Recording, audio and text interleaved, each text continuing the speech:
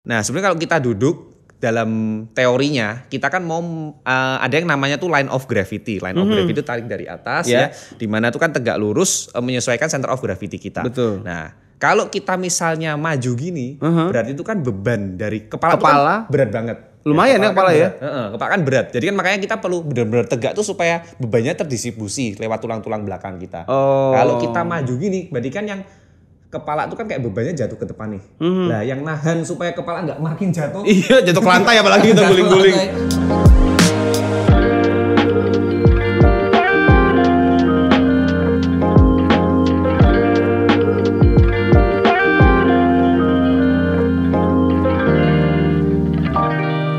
Halo Sobat Sehat, jumpa lagi bareng gue Dr. Dika di One Day Podcast, di mana kita bakal ngobrol asik berbagai topik, pastinya dengan narasumber yang kece dan terpercaya. Dan sekarang bersama gue sudah ada Dr. Adrian. Halo Dr. Adrian, apa kabar dok? Sehat, aman. Mantap, aman. Udah kayak lagi siskamling kita ya, aman. Udah kayak tau kalau bapak-bapak yang punya grup WhatsApp komplek tuh. Sehat pak, aman. Jawabannya gitu biasanya. Siap. Ya. Nah, Dr. Adrian ini ya, kalau misalnya kita lihat di medsos itu banyak berkeliaran ya. Itu sebagai dokter medok. Kenapa saya ngomong jadi ikutan medok juga ini? Jadi ikut nular. Nggak usah ikutan nular ya. Tapi medok itu memang nular ya kadang-kadang. Silakan dok, mungkin boleh kenalan lagi sama Sobat Sehat nih. Siapa sebenarnya seorang Dr. Adrian aka Dr. Medok ini? Monggo. Halo Sobat Sehat semua, jadi aku Dr. Adrian Siaji. Memang di sosmed Dr. Medok, soalnya udah keluar dari kota asal, medoknya nggak hilang-hilang sampai sekarang. Terus juga kalau untuk kesibukan sebenarnya aku utamanya PPDS. PPDS itu yaitu dokter yang masih ambil program spesialis ilmu kedokteran fisik dan rehabilitasi. Nah, itu total 4 tahun, ini udah masuk tahun kedua ya, udah setengah jalan. Selain itu juga aku sebagai health content creator yang aku bikin konten-konten kesehatan yang biasa berkeliaran. Nah, tapi kok sempet dok? Kan orang PPDS kan sibuk. Kapan bikinnya? Itu nyempetin sih dok. Kayak jadi tiap kan misalnya nih kalau PPDS kan pagi sampai ya kayak misalnya kayak dokter Dika dulu lah, pagi sampai sore atau malam. Ya udah malam bikin, sore bikin, atau kalau enggak misalnya pas hari biasa itu enggak bisa bikin, ya udah weekend pas hari libur ya mau nggak mau kayak utang bikin. Jadi sempet-sempetin lah tuh ya. Gitu ya. Intinya sih Dokter Adrian atau tadi Dokter Medok gitu ya. Memang udah banyak banget nih di sosmed, di Instagram ada, di TikTok juga ada ya. Masalahnya itu sebagai dokter yang lekat, kalau gue perhatiin nih dok ya, membahas soal kayak bagaimana olahraga yang memang bisa ngebantu ngurangin nyeri pinggang, gitu-gitu ya, gerakan-gerakannya gitu.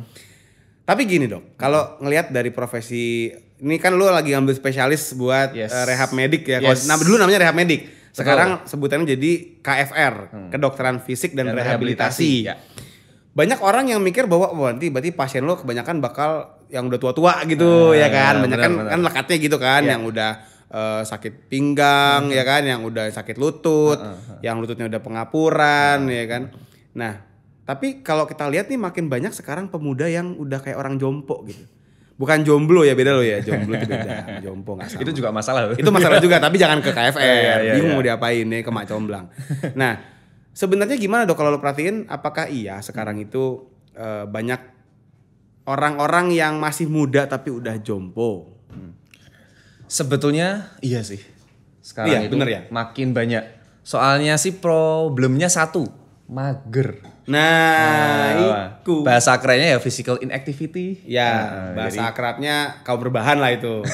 Bener, jadi memang karena menurutku juga pengaruh pandemi, dimana kan waktu awal-awal kan kita WFH, kita di rumah, itu pun juga nggak mungkin dok, waktu itu aku di rumah pun juga, kan awal-awal pandemi itu kan waktu berarti masih semester awal PPDS tuh. Ya, tahun 2020 ya kan. Nah itu berarti juga memang awal-awal tuh kan kita masih kena untuk WFH-nya. Itu juga kerasa dalam artian tuh di rumah, misalnya di kamar, kita kan mau ngapa-ngapain juga kayak males, jadi itu memang salah satu faktor sih yang bikin mager. Iya, Kan? betul. Nah, terus selain itu juga ya memang menurutku yang aku lihat kemajuan teknologi itu ya positif negatif, ya kan. Kalau dulu ya, kalau misalnya orang nih ya mau makan itu mesti jalan, ya kan. Bahkan zaman dulunya lagi kalau mau makan harus berburu, gitu. Ya kan. Bawa tombak ya kan, lapar nih, ngambil tombak gitu kan. Lempar rusa. Kalau sekarang tinggal berburu tetap berburunya tapi berburunya nge-scroll. Scroll ya kan? tangannya gitu. Dan itu membuat orang jadi mager gitu. Mager betul. Kadang kan juga makanan datang minta tolong, "Mbak, ini kan udah sampai di kamar ya kan." Ya, oh iya, mbaknya ke kamar. Waduh, berbahaya ini ya. Enggak, maksudnya makanannya ke kamar, mbaknya mah di luar aja. Ngantar makanan doang.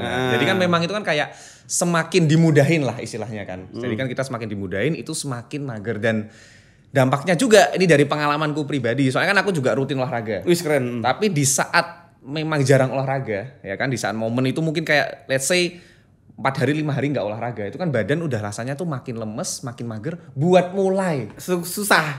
Mulai itu kan susah. Bener banget. Ya, kalau memang secara fisiologi medis itu kan kalau kita dalam metabolisme, dalam pompa jantung, pompa pembuluh darah, jadi kan kalau kita olahraga juga pasti ngikutin ya kan heart rate-nya, pembuluh darahnya. Tapi kalau kita jarang olahraga pasti heart rate-nya, pembuluh darah itu juga cenderung turun. Nah, itu juga untuk naikinya lagi itu kita harus usaha. Betul. Dan lagi juga secara teori juga dok, kalau orang bilang gini, kalau misalnya kita mau maintain efek dari olahraga itu, cuman 2 hari loh bolehnya nggak olahraga sebenarnya. 2 hari doang gitu kan. Kita kalau udah 3 hari 4 hari ya wes lah ya bablas.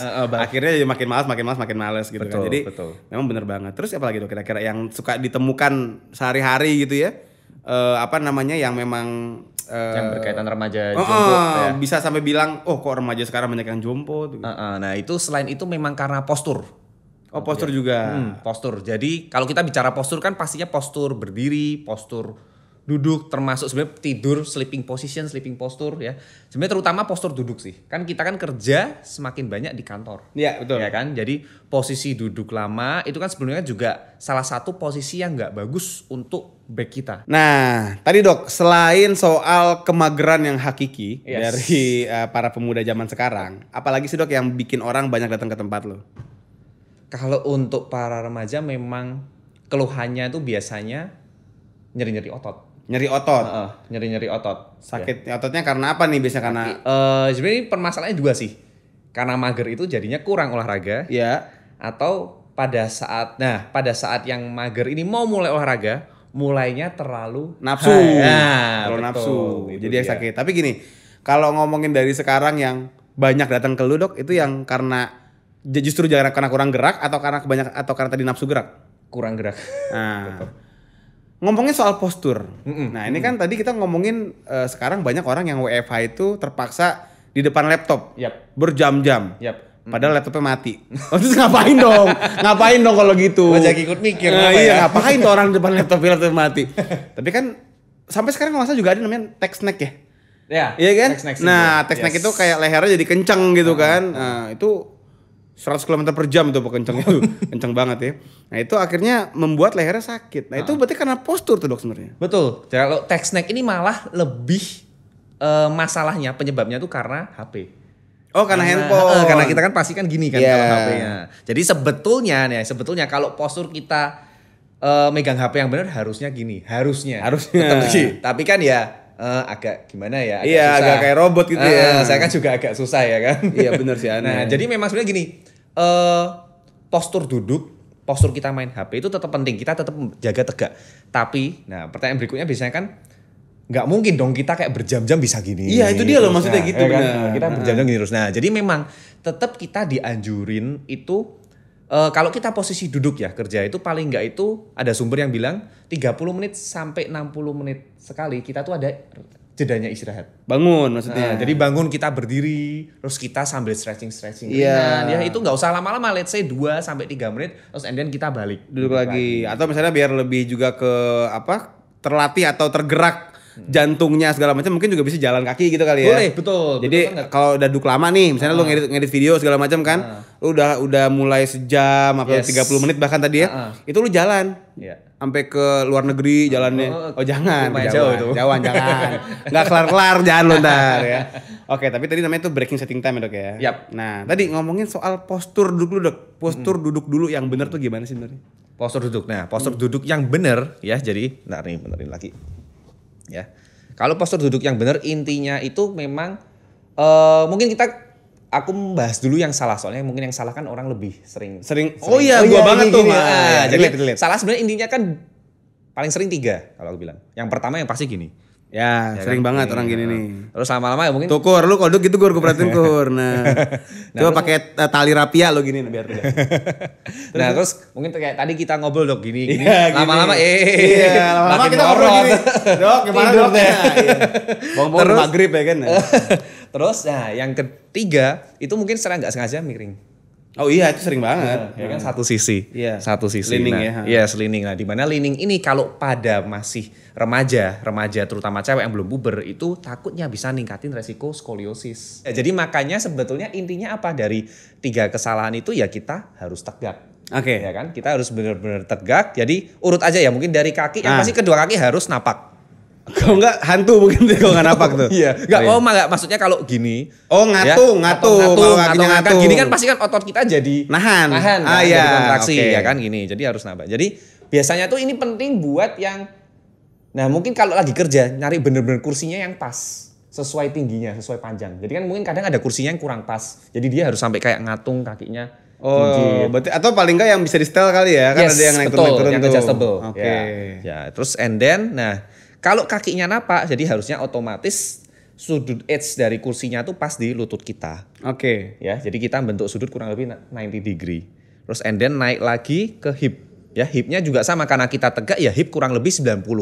Ya 90 ya benar enggak harus pas 90 sampai 100 lah. Ya tegak lurus lah gitu maksudnya. Pokoknya ya. Berarti lurus. bukan leaning begini. Iya, kan? kalau gini kan bisa sampai 120 ke atas tuh Iya, kan. iya. Nah, terus kemudian punggungnya tetap tegak, kepalanya juga lurus. Kalau kita lagi misalnya lagi duduk yang nggak ada meja ya udah tangan di sini, kita relax. Oke. Nah, ya. Tapi kalau kayak begini kan ya kayak robot banget ya kalau kelamaan ya. Betul. Nah, jadi memang secara benernya sih gini. Ya, harusnya gini. Jadi kalau kita misalnya sambil kerja sambil nyesuain ya itu makanya dibantu kalau lagi kerja depan komputer. Nah, ini pastiin supaya tetap tegak supaya nggak bungkuk ya. Jadi tingginya juga pas. Okay. Mungkin juga bisa dibantu untuk sandarannya. Jadi kan kita gini kan jadi sebenarnya kan bukan berarti kita duduk tanpa sandaran. Iya benar. Ya kan harus ada sandarannya. Bisa di ini juga kan bisa di set juga ya. Yes, jadi memang yang bagus juga itu memang ada yang kayak lumbal supportnya. Oh, yang legoknya. Ya, legoknya. Numpunya itulah pokoknya numpunya. Jadi untuk nyesuaiin lumbal lordosisnya atau lengkung dari tulang belakang kita. Jadi supaya kita tetap tegak gitu. Efeknya apa sih dok? Biasanya yang datang ke dokter tuh artinya datang ke tempat lo gitu ya. Apakah jadi tadi misalnya ototnya kencang atau tadi yang dibilang misalnya tulangnya jadi kenapa-kenapa? Apa biasanya yang nah terjadi? Sebetulnya dampak utamanya itu muscle imbalance. Jadi dalam artian tuh nggak cuma kenceng tapi ada yang weak. Ada yang lemah. Ada yang lemah. Jadi ada yang kenceng, ada yang lemah. Jadi contoh paling simpelnya kalau kita bungkuk gini lah. Kita bungkuk ke depan gini. Ya kan bungkuk gini. Itu mungkin kan otot area belakang ya. Karena kita kan mau. Nah sebenarnya kalau kita duduk dalam teorinya. Kita kan mau ada yang namanya tuh line of gravity. Line of gravity itu tarik dari atas ya. Dimana tuh kan tegak lurus menyesuaikan center of gravity kita. Betul. Nah kalau kita misalnya maju gini. Berarti itu kan beban dari kepala. Itu kan berat banget. Lumayan ya kepala ya. Kepala kan berat. Jadi kan makanya kita perlu benar-benar tegak tuh supaya bebannya terdistribusi lewat tulang-tulang belakang kita. Kalau kita maju gini, berarti kan yang kepala tuh kan kayak bebannya jatuh ke depan nih. Nah, yang nahan supaya kepala nggak makin jatuh. Iya, jatuh ke lantai apalagi kita guling-guling.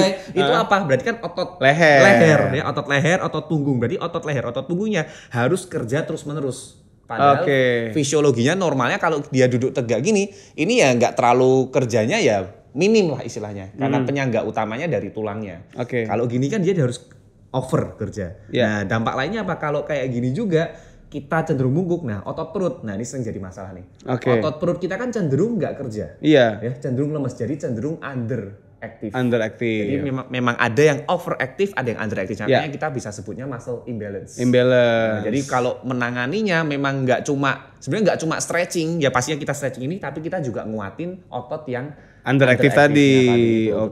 Tapi gini, biasanya kan yang namanya penyakit sakit-sakit otot, sakit-sakit tulang, itu kan biasanya kan pada yang sudah usia 40 tahun ke atas lah gitu ya. Nah ini untuk yang masih muda-muda gitu, lu banyak nemuin gak dok? Di praktekan lo sehari-hari atau di sekolah lah? Oh banyak. Banyak ya? Banyak. Memang karena memang itu sih dok faktor dari keseharian, faktor juga dari lingkungan kerja yang beda dengan orang zaman dulu juga kan. Karena kita orang zaman dulu tuh maksudnya apa? Karena banyak karena geraknya. Kan maksudnya kan di luar belum banyak teknologi kan lebih banyak gerak. Ya kan lebih banyak gerak dibanding sekarang. Ya, makanya tuh teknologi ya plus minus. Bener. Dalam artian ya zaman sekarang ya pasti plus banget lah. Tapi menurutku minusnya ini itu masih bisa nih kita prevent. Oh, ya kan? Oke. Dengan gerak dikit lah ya. Masalah gini Dok, lo kalau merhatiin ya, banyak orang yang di kantor itu kan duduk itu kan berjam-jam. Yes. Ya kan? Itu kan juga nggak bagus kan buat tadi pundak segala macam, buat bagian bokong apa juga hip segala macam. Betul. Itu kan juga problem. Nah, masalahnya adalah zaman sekarang itu bahkan orang yang duduk di meja nggak sopan duduk di meja ya. Duduk di kursi yang ada rodanya. Itu kalau dia mau ngambil barang tuh di ujung ruangan, itu ngegeret. Oh iya juga. Iya. Ini gua nggak bisa praktekin lagi ya. Sofanya nggak ada rodanya soalnya. Tapi segitu malesnya orang zaman sekarang itu bener. bergerak ya. Iya. Itu padahal tapi kalau gua bayangin geret kursi kayaknya lebih berat gak sih daripada tapi orang udah kadung PW udah kadung itu ya pokoknya pengen nempel gitu kan. Akan berat ya benar. Malas jadi memang akhirnya banyak banget yang akhirnya ya tadi sampai ke bawah-bawah juga ada ya sakit pinggang. Betul. Sebenarnya kalau kita ngomong kan biomekanik ya Dok ya, kan dari atas sampai bawah. Jadi satu masalah yang muncul misalnya itu di atas itu ya paling sering leher, nanti dampaknya bisa turun ke punggung bahkan ke hip juga gitu. Kayak itu tapi memang nggak semua tuh langsung ya. Memang semua tuh nanti kayak akumulasi dalam jangka panjang juga. Misalnya masalah di ankle ya, ankle-nya mungkin kayak varum, valgus yang nekuk masuk ke ya itu juga bisa nyebabin juga nanti masalah ke knee, masalah ke hip itu juga sama. Iya, benar banget. Dan memang tadi sekali lagi ini di usia muda gitu udah mulai banyak karena tadi soal teknologi gitu. Nah, berarti kalau gitu apa Dok yang bisa kita kerjain? Apakah tadi dengan latihan cukup atau memang mesti ada something yang entah mesti dipijit kali gitu ya atau diurut atau gimana Dok kayak gitu? Sebetulnya gini sih, kalau memang untuk prevention ya pastinya harus ditanemin. Lu gerak. Nah, seperti apa geraknya Dok? Geraknya sebenarnya gini, kalau aku paling sering ngasih tips buat yang temen-temen yang memang kerja jam-jam ya. Kan tadi kan 30 menit sampai 1 jam sekali kita gerak-gerak. Bangun ya. Pasang alarm aja.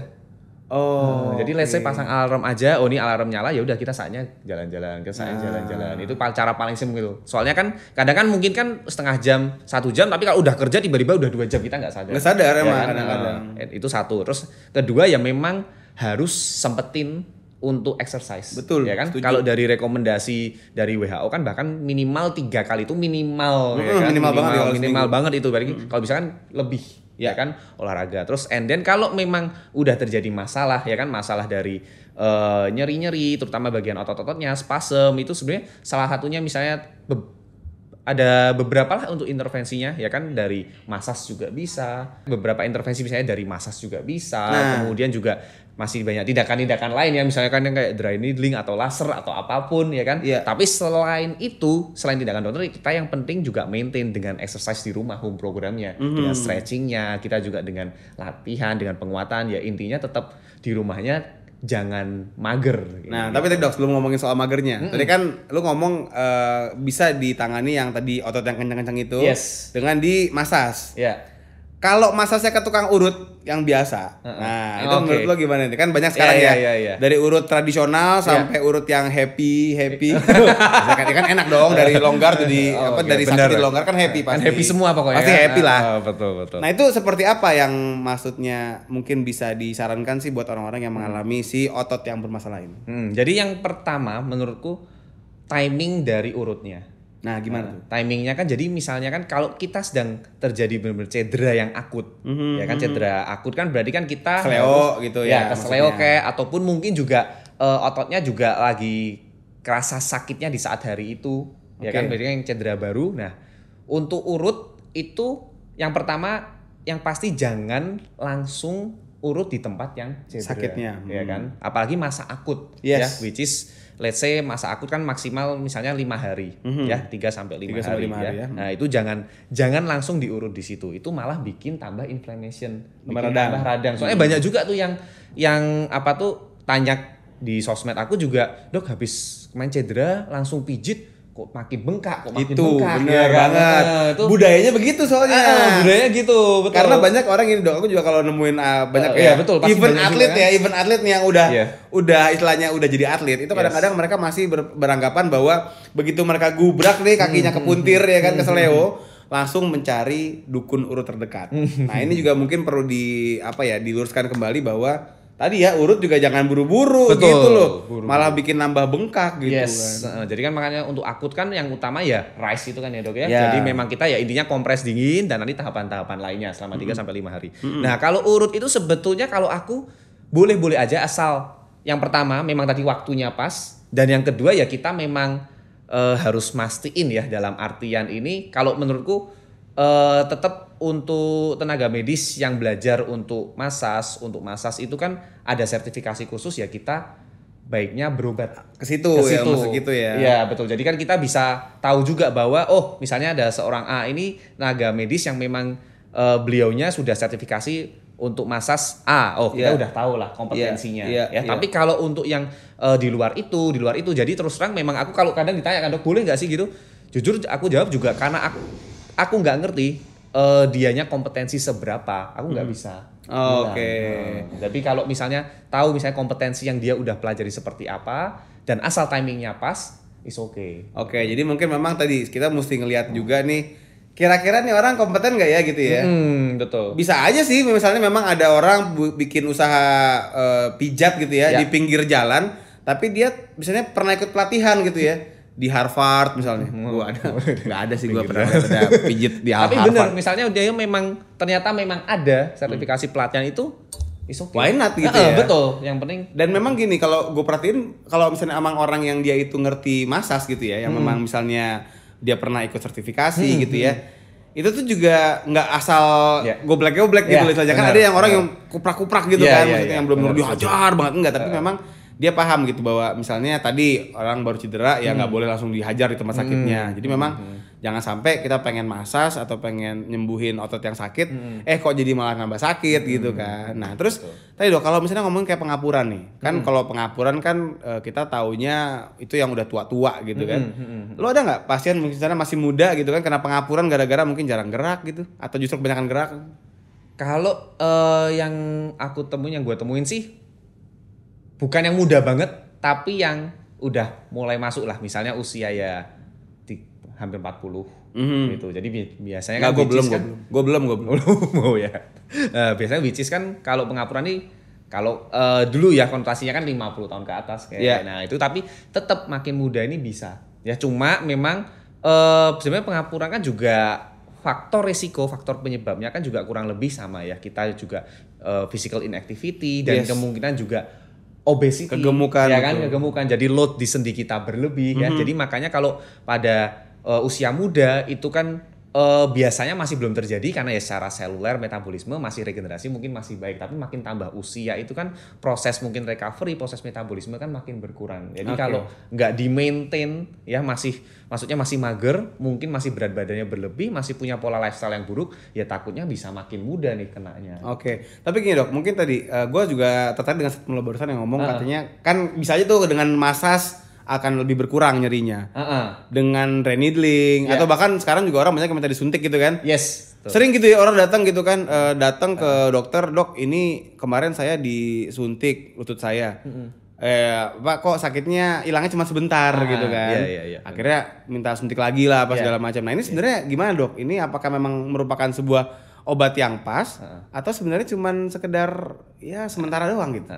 Nah ini menarik banget nih, bener. Jadi kalau misalnya terutama suntik lah ya, suntik itu kan yang paling kerasa ya, biasanya habis disuntik wah besok enakan nih, mungkin sampai beberapa minggu kan enakan, tapi muncul lagi sakit, itu dia lagi maksudnya sakit, ya kan. Nah muncul lagi sakit. Nah sebenarnya yang penting satu gini, bahwa suntikan itu kalau gua bilang pengobatan yang tepat, tapi jangan jadi diandalkan. Bukan sebagai main course-nya gitu kan. Bukan sebagai jadi udahlah nanti gua suntik udah. Nah, padahal ya mungkin bisa. Misalnya kita mungkin let's say suntik di bagian, biasanya kan mungkin bagian joint-nya ya, sendinya. Bagi sendinya, mungkin juga di bagian tendonnya. Nah, apalagi kalau tendon. Berarti kalau misalnya kita sebenarnya suntik itu kan tujuannya untuk mengurangi inflammation-nya yang terjadi. Betul, pertama, peradangannya. Ya kan? Peradangannya ya kan. Terus and then tapi Nah, sebetulnya kan biomekaniknya, kemudian masalah mungkin apakah masalah muscle imbalance di sekitarnya itu kan nggak bisa dibenerin lewat suntik, ya kan? Jadi memang dari exercise ya dengan misalnya program latihan home program di rumah yang harus dilakukan, baik stretching, baik strengthening, ya baik latihan flexibility atau apapun betul, ya. Nah, jadi makanya itu juga sering banget tuh dok, makanya kayak gue bilang, nah kalau misalnya dapat pasien udah suntik enakan, tapi gue tanya di rumah tapi latihan nggak? Enggak. Iya, jawabnya gini kayak, iya dok, iya, oh iya gimana latihannya? Salah. Iya atau iya tapi cuma seminggu sekali atau 2 minggu sekali. Nah itu kan juga nggak ngaruh juga. Ya, makanya gue bilang kayak dalam artian misalnya Bu udah disuntik tapi kalau nggak ngelakuin dalam arti percuma, maksudnya bakal sakit terus malah ibu disuntik terus. Yang penting juga ibu tuh harus ngelatih di rumahnya. Itu ya. Jadi cuma tadi ya bahwa yang namanya nyuntik itu bukan sebagai obat utamanya, dia hanya ngebantu untuk menjembatani ke latihan atau terapi yang sesungguhnya, yaitu latihan. Oke, jadi intinya memang tadi ya sebenarnya terapinya kembali ke gerak. Betul. Kembali ke gerak, kembali ke bagaimana kita melatih tadi ya otot yang memang udah kendor, dikencengin lagi skrupnya yang udah mulai longgar ya kan. Dan tadi mungkin yang udah terlanjur tegang atau kencang dilemesin tadi. Tapi tadi mesti dengan yang paham gitu.